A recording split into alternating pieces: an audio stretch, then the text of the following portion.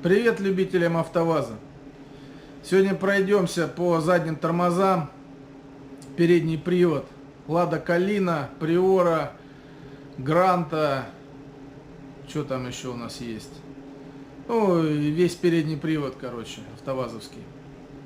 Значит, ситуация. Машина хранится на улице. Вы на ней постоянно ездите. И каждый раз, когда вы с утра, допустим, начинаете ехать куда-то там по своим делам, нажимаете на тормоз, сзади раздается скрежет, хруст, не пойми что, короче. Такое ощущение, что там уже нету задних колодок.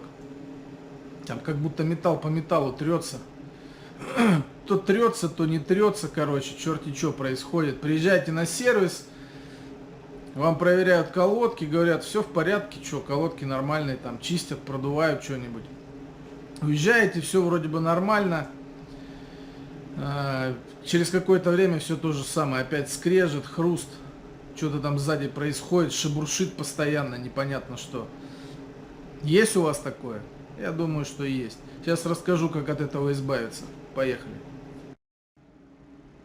Короче, если у тебя стоят оригинальные тормозные колодки производства ТИИР, то можешь выключать это видео, тебе ничего не поможет.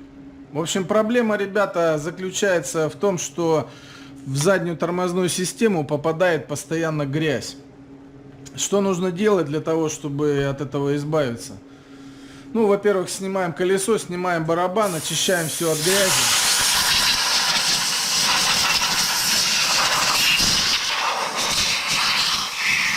Там можно продуть, можно промыть всякими очистителями тормозной системы, это не принципиально.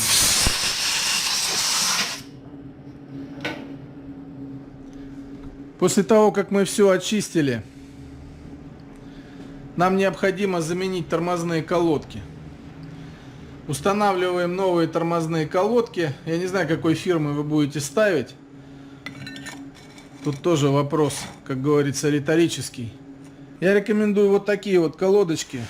Фирма Nippon. Вот их артикул. Вот такой артикул.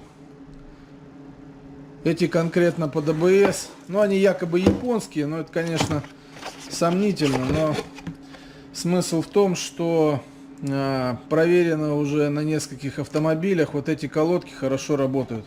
Не скрипят ничего. Все, значит, вы поменяли колодки. Все очистили от грязи. Все у вас хорошо, замечательно. А дальше лайфхак. Что нужно дальше делать? Дальше у нас идет работа с барабаном.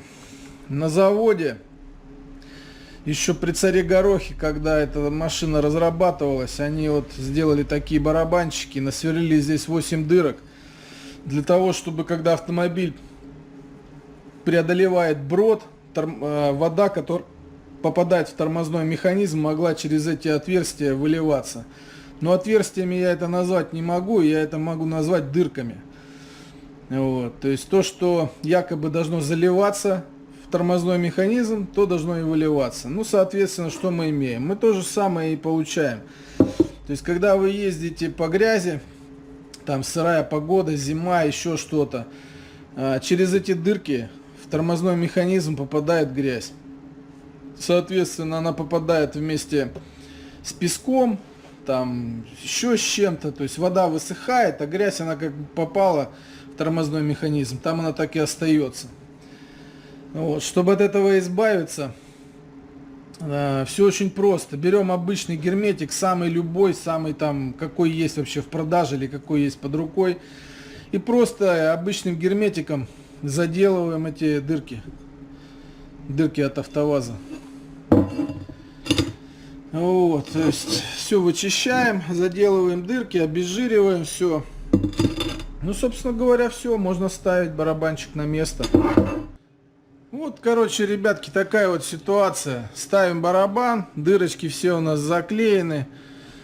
Не надо тут никакие болты закручивать, там какие-то заклепки ставить. Достаточно герметика, хорошо обезжиривайте отверстие, туда герметик в разумных пределах, чтобы он не сильно вылез. И все это дело держится, и вода туда не попадает.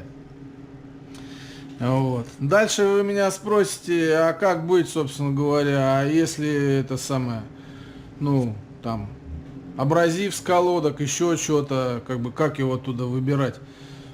Да ничего сложного нет, ребят. Просто либо вы раз в полгода снимаете барабан, продуваете, прочищаете руками, либо просто берете где-нибудь на сервисе, там, я не знаю, где есть сжатый воздух, просто берете потом вот таким вот образом продувочным пистолетом, выдуваете,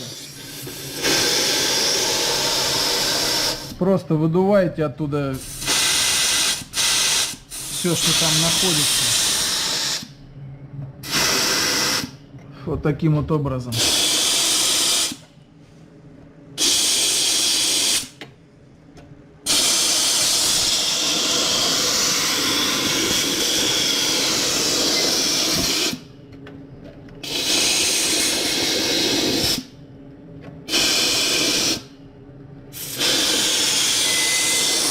Все, больше ничего не надо делать.